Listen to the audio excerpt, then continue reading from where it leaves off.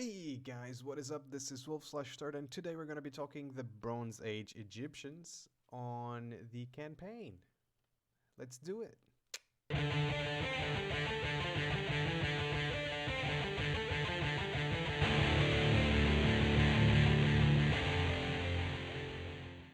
Hey guys, what is up? This is Wolf/Turd, and let's get right into Egypt, right into Bronze Age Egypt. Let's go back 4,000 years, and let's take a look at this faction.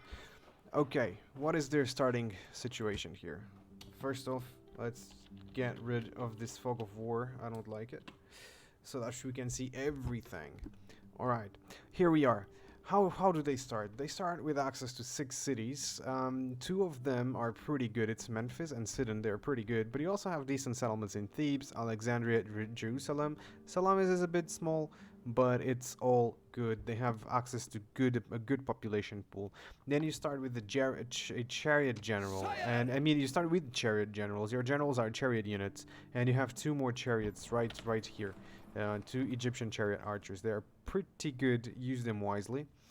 Then you start with access to the Great Pyramids and the Pharaohs of Alexandria. The way they work is that the Pharaohs of Alexandria would have the chance that the ships around the lighthouse sink or disappear or get lost at sea, whatever you want to call it.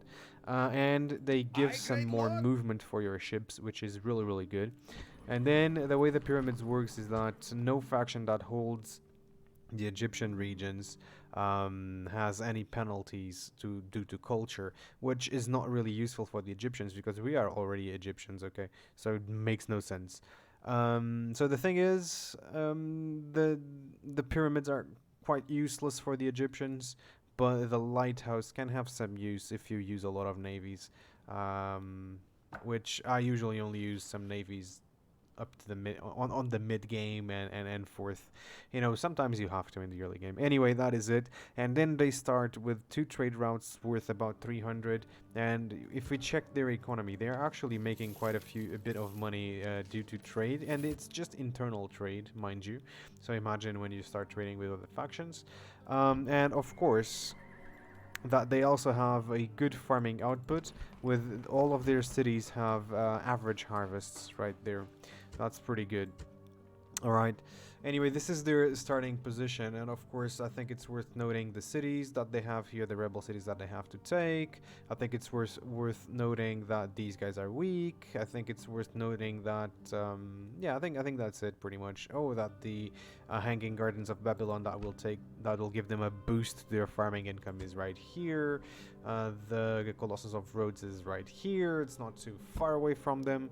So definitely, Egypt is in a very strong position, a very good start, right between the east and the west, or the east and the west. So that is pretty good.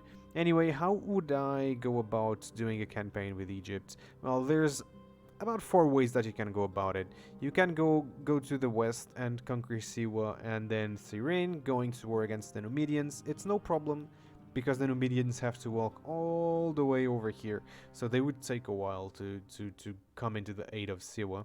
You can go to the east and take Petra, Bostra, Dumatha, and then maybe come over here through Seleucia and then do a double pinch on the Seleucids. That's not a bad idea. But there's another way you can go about this if you want to capture the rebel settlements, which is go to Petra, go to Bostra, and then go to Damascus. Or Palmyra first and then Damascus. It depends on where the Seleucids are. Or the third way that you can go about it is just attack Antioch as soon as you can, and you will be able to attack Antioch when these guys arrive. Up there, that might take about 1, 2, 3, 4.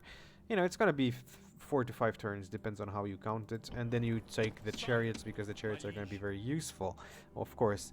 And that is pretty much it. You will want to have, for example, a blacksmith in Sidon so that you can recruit chariots, and you will want a port in Jerusalem so that you release 1 more trade route. You will probably want better units than in Sidon and Jerusalem after you do that. You know, so better barracks or stables or whatever, just so you can start getting those better units out. because early game your army is quite weak. So what are the pros and cons of Egypt? As the pros, you have access to chariots in the blacksmith line. Here we go. Where's the blacksmith? It's right here. Egyptian chariots. And then on the next level of the blacksmith, you'll get access to the next level of the chariots. You can see that these guys, of course, are Egyptian chariot generals, so that's pretty good. That's your access to chariots, generals, and the blacksmith. Then their immediate enemies are quite weak, as we spoke about the Numidians, and here the Seleucids. They start with only access to cities and hoplites, who are pretty weak. If you have chariots, if you have cav, you can probably take them out fairly easily. They are on par with the Nubian spearmen probably. I think citizen hoplites might be maybe a bit better, maybe a bit worse. I don't know. They're probably the same on the same level as the Nubian spearmen. So you can probably just attack those citizen hoplites with Nubian spearmen and then go around with your generals and hit them, and they will rout in no time. So early on the Seleucids are pretty weak. Then they will start having pike man, and that's when you have to start being careful about the Seleucids. So attack as soon as you can. I cannot stress that enough. Anyway, yeah, they are weaker, so you have an opening right at the beginning of the game. Um, then they have good farming and trade potential, as we spoke at the start of the game. But again, they can expand to Antioch and Tarsus and get all of that trade. They will expand to Seleucia, get the Hanging Gardens, and get a huge boost to farming. They will expand maybe to Rhodes and get a huge boost, an even bigger boost to trade. So that is absolutely great. Even without the wonders, they will be great at farming and trading. You have the rebel settlements all over here to the east, so this is not an actual border that you have, but you have these rebel settlements. You can take it fairly easily unchallenged. That's gonna be that's good. You have a good starting position, as we spoke about the starting position. This is a really strong starting position. That's very good. Good economy right at the beginning. Weak army, but you can go around that with the chariots. Why? Because the auto resolve for chariots is insane. It's really overpowered if you take chariots on auto resolve. So that's pretty good. And then you have the buildings for the Egyptians. They are really good. And the buildings I am talking about is the law enforcement line. Here we have Execution Square, Secret Police, and the Secret Polices, HQ and Network, giving you up to 20% public order bonus due to law. And of course, public order bonus due to law also reduces the corruption in your cities, so giving you a massive boost on your faraway cities. So the far cities that are further away from your capital will have more corruption, more and more corruption as they get further, and the public order bonus due to law reduces that corruption, so you can lose less money on those cities. And the thing with the Egyptians is that you can do, for example, the temple city of Horus. You can actually get plus 25% public order bonus due to law, and this is my favorite pantheon to use as Egypt. Then you have due to the temple city of Set, and you can actually have an even bigger bonus to public order, but you have the population growth bonus. I will usually stay away temples that have public order growth, but of course you can see here that the temples are very different from the temple cities. Here it's public health bonus. Public health bonus is not too bad. I think it increases a little bit the population growth, but it prevents your cities from getting the plague. You have a lower chance of getting the plague in your cities. Increasing tradable goods. This might be a good one. This might be a good one to have in cities close to your capital or on your capital. Of course, this is the Imhotep one. And then we have the Osiris one, which gives you public growth. I don't like the public growth. It gives you some law, but the others are better in my opinion. And then we have the Temple City of Isis, which gives you law, happiness, and population growth bonus 2.5%. No, sir, that is really bad. Okay, that is a piece of shit temple, to be fairly honest. All right, and these are the pros. So they do have really good temples, especially the two last ones. Those are huge. Okay, and now we're gonna go for the cons. What is bad about Egypt? What is bad about Egypt? So first off is that the wonders are not very good. We've already talked about it earlier, so I'm not going to talk about it again. But pyramids, useless.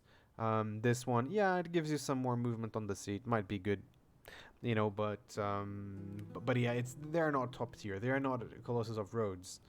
They are not the statue of Zeus. Okay, that's the ones I like the most. Anyway, then starting army and units are pretty weak. Yeah, they don't. They start with a very weak army. Let's take a look at this. Even on the recruitment options, look at that. The best units you have is the Nubian spearmen, and they are pretty bad.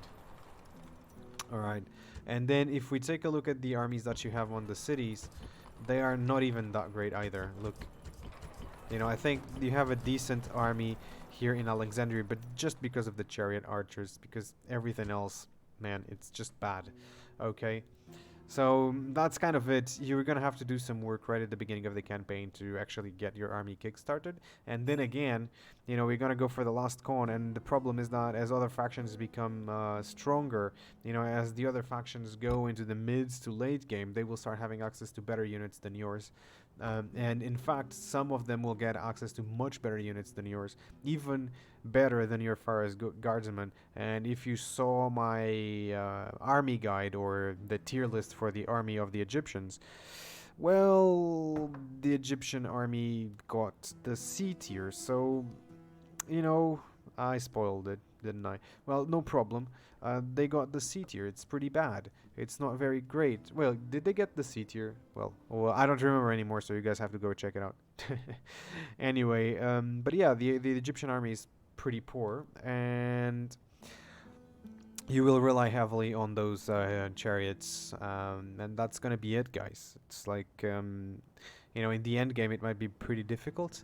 Maybe you can fool the gods of the auto resolve and go with auto resolve every single battle with a ton of chariots, and maybe you're gonna be able to win like that. But otherwise, the battles are gonna be challenging, and I think it might be fun to play like that. This is not the Egyptians are not my playstyle. I do not particularly enjoy the Egyptian campaign, but I recognize that they're pretty strong on the campaign, even though their armies are not that great, even though their armies are mediocre or poor.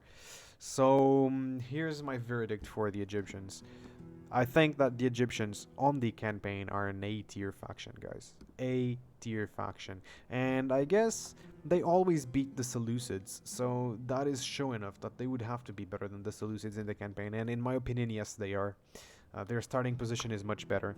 And their economy is also very, very good. The Seleucids, they have trade, but the Egyptians have trade and farming, so they have that going for them.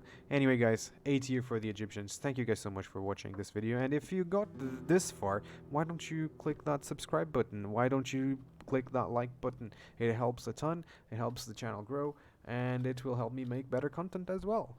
Well, thank you guys so much, and I'll see you on the next time.